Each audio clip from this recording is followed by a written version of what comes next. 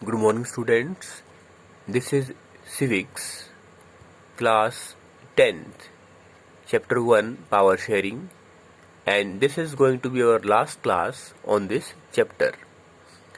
अब तक हमने जाना कि जो सत्ता है, जो शक्ति है और जिसे पावर कहते हैं,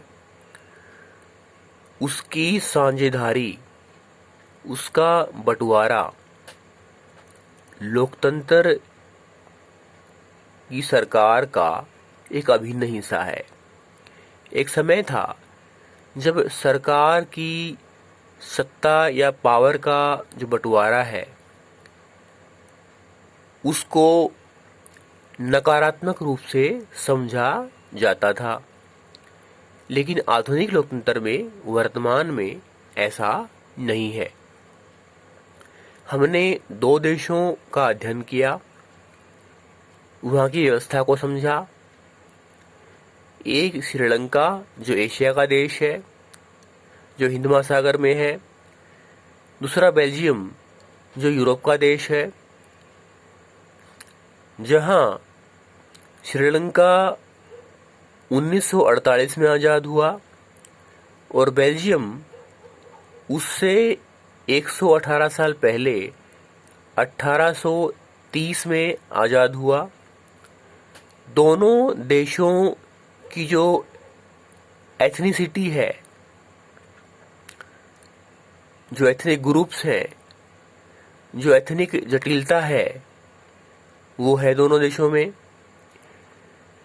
बेल्जियम जो देश है वो 4 देशों से घिरा हुआ है और बेल्जियम के जो एथनिक ग्रुप के लोग हैं, जो बेल्जियम में अलग अलग तरह के लोग रहते हैं, वो 3 तरह के मुख्यतः हैं। वहाँ डच भी हैं और वहाँ फ्रेंच भी हैं और वहाँ जर्मन भी हैं। श्रीलंका में सिन्हला बोलने वाले लोग हैं और तमिल भाषा बोलने वाले इंडियन तमिल और श्रीलंकन तमिल हैं। और श्रीलंका के जो लोग हैं उनका धर्म भी अलग अलग है। वो बौद्ध धर्म को भी अपनाए हुए हैं, हिंदू भी हैं, मुस्लिम भी हैं और ईसाई भी हैं।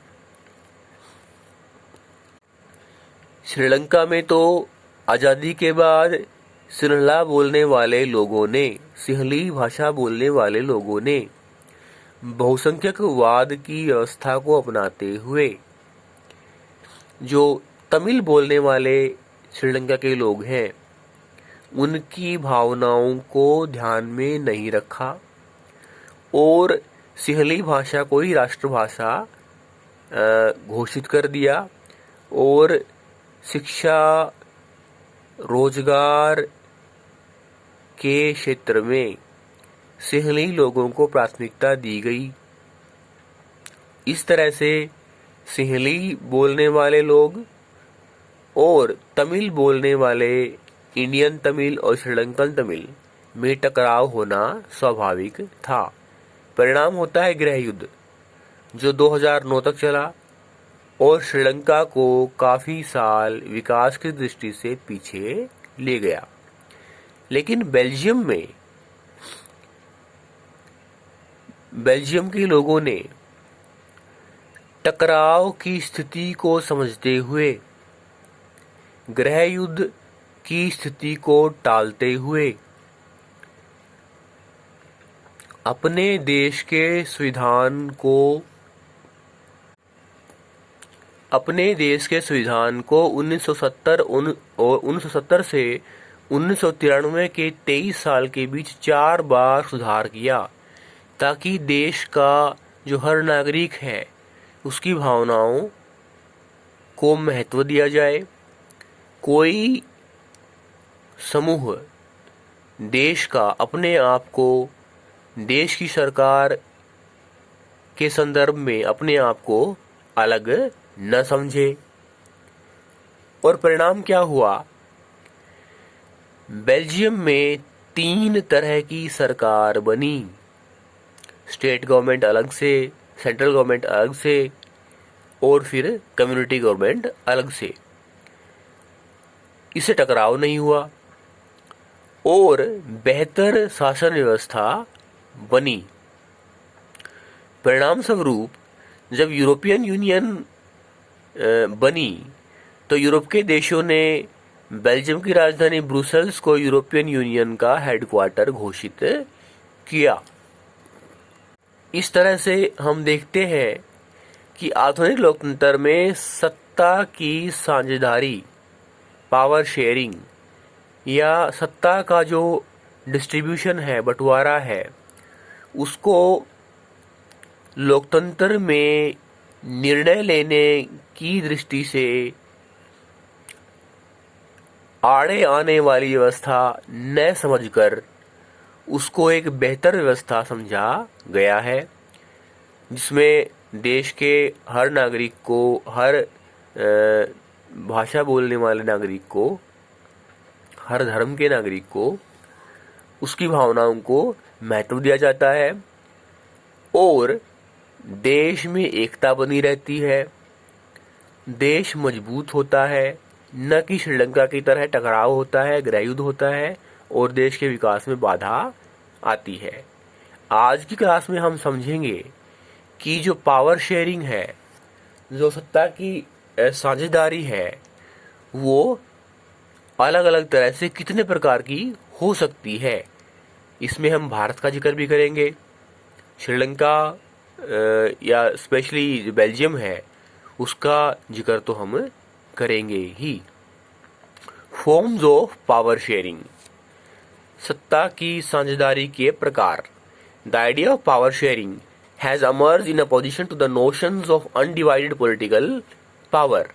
For a long time it was believed that all power of a government must reside in one person or a group of persons located at one place. It was felt that if the power to decide is dispersed, it would not be possible to take quick decisions and to enforce them. But these notions have changed with the emergence of democracy. One basic principle of democracy is that people are the source of all political power. In a democracy, people rule themselves through institutions of self-government. In a good democratic government, due respect is given to diverse groups and views that exist in society. Everyone has a voice in the shaping of public policies. Therefore, it follows that in a democracy, political power should be distributed among as many citizens as possible. सत्ता की साझेदारी का विचार इस विचार के विरोध में पैदा हुआ कि जो राजनीतिक सत्ता है, जो गैर विभाजित राजनीतिक सत्ता है, वो आधुनिक लोकतंत्र में संभव नहीं है, उसके पक्ष में नहीं है। एक समय था जब विश्वास किया जाता था कि जो पॉलिटिकल पावर है, जो राजनीतिक सत्ता है, वो एक व्यक्ति या लोगों के या कुछ व्यक्तियों के समूह या एक स्थान पर निहित होती है और अगर उसको बांटा गया, उसमें साझेदारी की गई, तो जो निर्णय है वो समय के अनुसार बिना विलंब किए अविलंब नहीं हो सकते, उनको अविलंब रूप से लागू नहीं किया जा सकता। लेकिन जैसे ही लोकतंत्र का उदय हुआ, तब लोकतंत्र का एक आधारभूत सिद्धांत है कि जो शक्ति है, जो सत्ता है, उसका जो स्रोत है वो लोग हैं, क्योंकि democracy is of the people, by the people and for the people. It's a form of government in which people elect their representatives, and these elected representatives are elected by the people. Therefore, people are the ultimate source of power. इस तरह से लोकतंत्र की जो संस्थाएं हैं, उनमें, उनके चुनाव में, उनकी शक्तियों में जो अलग अलग जो देश में अलग अलग विभिन्न तरह के जो लोग हैं, उनके हितों को, उनकी भावनाओं को, उनके विचारों को महत्व दिया जाता है। इसके अनुसार लोकतंत्र में जितने भी लोगों के रूप में विविधता होगी, उसी अनुपात में, उसी तरह से सत्ता, शक्ति की साझेदारी, उसका विभाजन होना स्वाभाविक है। In modern democracy, political sharing arrangements can take many forms. Let us look at some of the most common arrangements that we have or will come across. इस तरह से लोकतंत्र में, आधुनिक लोकतंत्र में सत्ता की साझेदारी की व्यवस्था के बहुत सारे प्रकार हैं। Power is shared among different organs of government, such as the legislature, executive and judiciary. Let us call this horizontal distribution of power because it allows different organs of government placed at the same level to exercise different powers. Such a separation of power ensures that none of the organs can exercise unlimited power. Each organ checks the other. This results in the balance of power among various institutions. Last year we studied that in a democracy, even though ministers and government officials exercise power, they are responsible to the parliament or the state assemblies. Similarly, although judges are appointed by the executive, they can check the functioning of the executive or the laws made by the legislatures. This arrangement is called a system of checks and balances. हमें अवगत है, हमें जानकारी है कि भारत में का उदाहरण अगर हम लें तो सरकार है, उसके मुख्यतः 3 अंग हैं: विधायिका लेजिस्लेचर, एग्जीक्यूटिव कार्यपालिका और जुडिशरी न्यायपालिका। और तीनों जो संस्थाएं हैं, तीनों जो सरकार के अंग हैं, वो एक स्तर पर हैं, तीनों समान हैं, कोई छोटा बड़ा नहीं है। और इन तीनों में शक्तियों का बंटवारा है, विभाजन है। और इस सेपरेशन ऑफ पावर को, इस शक्तियों के बंटवारे में ये स्पष्ट है कि सरकार का कोई अंग, उदाहरण के लिए लेजिस्लेचर और एग्जीक्यूटिव और जुडिशरी, सुप्रीम नहीं है, ऑल इन ऑल पावरफुल नहीं है। सभी को समान महत्व दिया गया है। उदाहरण के लिए जो लेजिस्लेचर है, जो एग्जीक्यूटिव है, जिससे मिनिस्टर आते हैं, जो कानून बनाते हैं, स्टेट लेवल पर स्टेट असेंबली होती है, नेशनल लेवल पे पार्लियामेंट है। तो नेशनल लेवल पे कैबिनेट है। तो स्टेट लेवल पे, नेशनल लेवल पे दोनों तरह से मिनिस्टर्स की, जो मंत्री हैं, जो एमएलए एमपी हैं, उनकी शक्तियों पर अंकुश की व्यवस्था है। वो अंकुश कौन लगाएगा? जो सरकार के दूसरे अंग हैं, वो अंकुश लगाएंगे। जो पार्लियामेंट है, जो स्टेट असेंबली है, वो जो जुडिशरी है, वो। ऐसे ही जो जुडिशरी है, उसके जो जजेस हैं, उनकी अपॉइंटमेंट, उनका सिलेक्शन तो एग्जीक्यूटिव करती है, लेकिन वो स्वतंत्र हैं, जुडिशरी स्वतंत्र है। और जुडिशरी के जो जजेस हैं, सुप्रीम कोर्ट और जो हाई कोर्ट के जजेस हैं, उनको कार्यपालिका के कार्यों को, गलत कार्यों को रोकने का अधिकार है।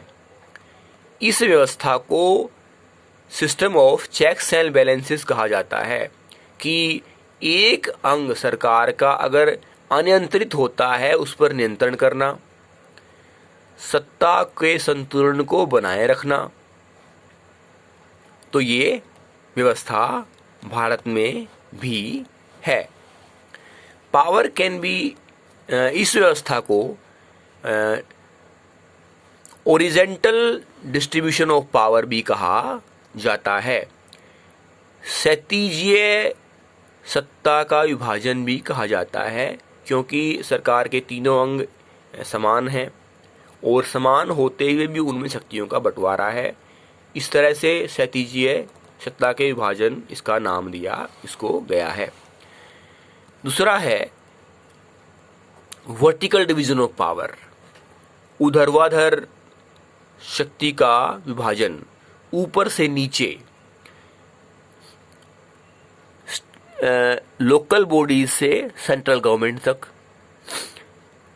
Federal power can be shared among governments at different levels, a general government for the entire country and governments at the provincial or regional level. Such a general government for the entire country is usually called federal government. In India, we refer to it as the central or the union government. The governments at the provincial or the regional level are known by different names in different countries. In India, they are known as state governments. This system is not followed in all the countries. There are many countries where there are no provincial or state governments, but in those countries like ours, where there are different levels of government, the constitution clearly lays down the powers of different levels of government. This is what they did in Belgium, but was refused in Sri Lanka. This is called federal division of power. The same principle can be extended to levels of government lower than the state government, such as the municipality and the panchayat. Let us call division of powers involving higher or lower levels of government vertical division of power. We shall study this at some length in the next chapter. Bharat में सरकार का गठन 3 स्तरों पर होता है। सरकार के 3 अंग हैं, हमें पता है। तो सरकार का जो गठन है वो 3 स्तरों पर होता है, लोकल लेवल, स्टेट लेवल और नेशनल लेवल। और जो नेशनल लेवल की सरकार है उसे सेंट्रल गवर्नमेंट या केंद्रीय सरकार या फेडरल गवर्नमेंट भी कहा जाता है। इसे फेडरल गवर्नमेंट क्यों कहा जाता है? क्योंकि सत्ता या शक्ति जो है वो सेंट्रल गवर्नमेंट और स्टेट गवर्नमेंट में बटी होती है। 3 सूचियां हैं, state list, central list, concurrent list. तीनों सूचियों में विषय हैं और इन विषयों को बांटा गया है कि ये केंद्र सरकार के अंतर्गत आएंगे, ये राज्य सरकार के अंतर्गत आएंगे, और ये विषय समवर्ती सूची के विषय, कंकरेंट लिस्ट के विषय, वो दोनों सरकारों में बांटे गए हैं। हालांकि हर देश में व्यवस्था नहीं है, लेकिन भारत में तो है। श्रीलंका में इस व्यवस्था को स्वीकार नहीं किया गया, सिन्हला लोगों में और तमिल लोगों में, इंडियन तमिल, श्रीलंकन तमिल में जो टकराव हो जाता है और गृह युद्ध शुरू हो जाता है जो 2009 में ख़त्म होता है, और परिणाम होता है देश कई वर्ष पीछे चला जाता है, क्योंकि उन्होंने अलग अलग भाषा बोलने वाले लोगों के भावनाओं को महत्व नहीं दिया जो आवश्यक है। क्योंकि ये सत्ता का विभाजन ऊपर से नीचे, सेंट्रल गवर्नमेंट से लोकल गवर्नमेंट तक सत्ता का डिस्ट्रीब्यूशन होता है। अलग अलग जो सूची है, जो लिस्ट है, सब्जेक्ट लिस्ट है, उसके माध्यम से, तो इसको वर्टिकल डिवीजन ऑफ पावर कहा गया है। इसको ऊर्ध्वाधर शक्ति का विभाजन कहा गया है। पावर में be shared among different social groups. जो सत्ता है वो न केवल सरकार के अंगों में, 3 अंगों में, और न केवल सरकार के अलग अलग स्तरों पर, सरकार के अलग अलग स्टेट गवर्नमेंट, लोकल गवर्नमेंट और सेंट्रल गवर्नमेंट के बीच में, बल्कि देश में रहने वाले अलग अलग समुदाय के लोगों में, धार्मिक समुदाय, भाषाई समुदाय में भी सत्ता का विभाजन हो जाता है। Power may also be shared among different social groups such as the religious or linguistic groups. Community government in Belgium is a good example of this arrangement. In some countries there are constitutional and legal arrangements whereby socially weaker sections and women are represented in the legislatures and administration. Last year, we studied the system of reserved constituencies in assemblies and parliament of our country. This type of arrangement is meant to give space in the government and administration to diverse social groups who otherwise would feel alienated from the government. This method is used to give minority communities a fair chance in power. In Unit 2, we shall look at various ways of accommodating social diversities. इस तीसरे प्रकार की सत्ता की साझेदारी को कहा गया है देश के अलग अलग समुदायों में शक्तियों का विभाजन। उदाहरण के लिए बेल्जियम को देखें। बेल्जियम जो 4 देशों से घिरा हुआ है, लक्समबर्ग, फ्रांस, जर्मनी और नीदरलैंड। और बेल्जियम में 3 एथनिक ग्रुप हैं, 3 तरह के लोग हैं। जर्मन बोलने वाले हैं, फ्रेंच बोलने वाले हैं, डच बोलने वाले हैं। और जो मेजॉरिटी ऑफ पॉपुलेशन है वो डच बोलने वाले हैं। हालांकि ब्रुसेल्स में जो फ्रेंच बोलने वाले ज़्यादा हैं, 80% हैं और 20% डच हैं। लेकिन बेल्जियम में जो तीसरे प्रकार की सरकार है वो कम्युनिटी गवर्नमेंट है। वहाँ पर जो शिक्षा, भाषा और धर्म संबंधी मुद्दे हैं उसको कम्युनिटी गवर्नमेंट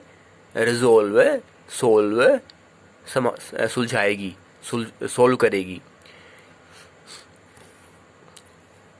अगर भारत की बात करें तो भारत में कम्युनिटी गवर्नमेंट तो नहीं है, सामुदायिक सरकार तो नहीं है, लेकिन भारत में उन अल्पसंख्यक समुदाय के लोगों को आरक्षित या आरक्षण की व्यवस्था के अंतर्गत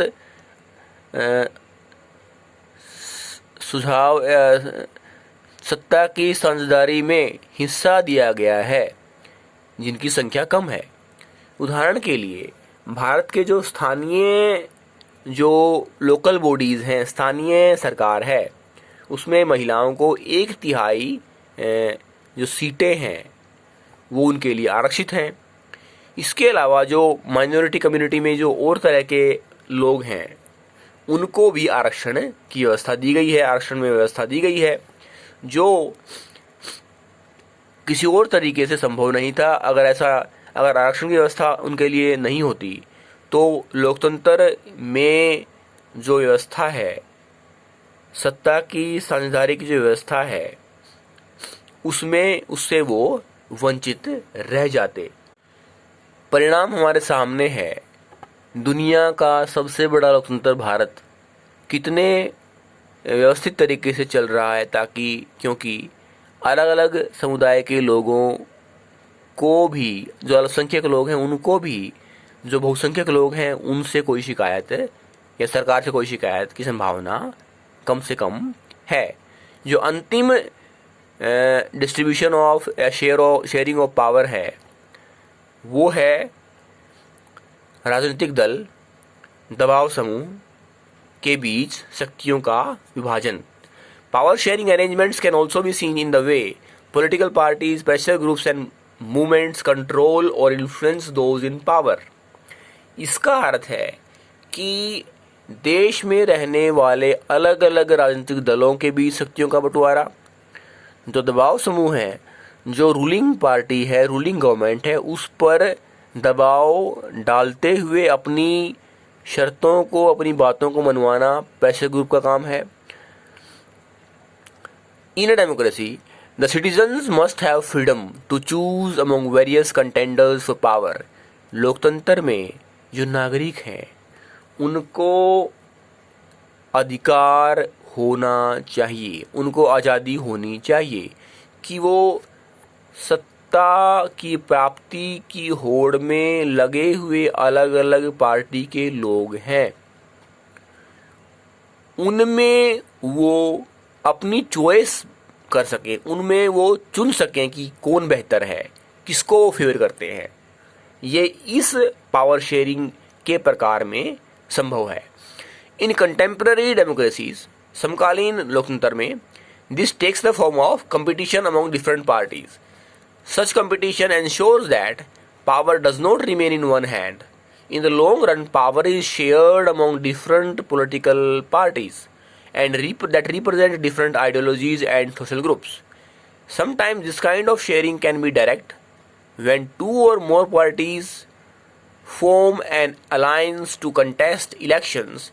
If their alliance is elected, they form a coalition government and thus share power. In a democracy, we find interest groups such as those of traders, businessmen, industrialists, farmers and industrial workers.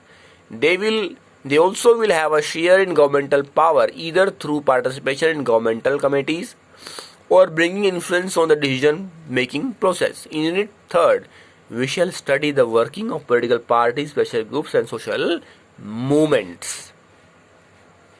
यहाँ हमें समझना है कि political parties में जो share of power है वो कैसे संभव है। उदाहरण के लिए चाइना में बहु पार्टी व्यवस्था, मल्टी पार्टी सिस्टम नहीं है, तो एक ही पार्टी है, वहाँ ऐसी व्यवस्था नहीं है।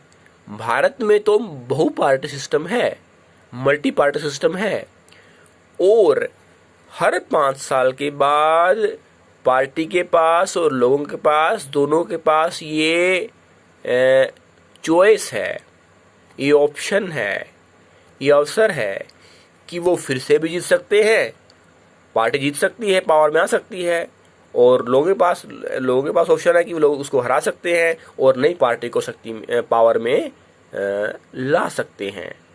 इस तरह से चुनाव के दौरान हम देख सकते हैं किस तरह से अलग अलग राजनीतिक दलों में सत्ता में आने की प्रतिस्पर्धा हो जाती है। लेकिन जब एक पार्टी इतने वोट नहीं ले पाती,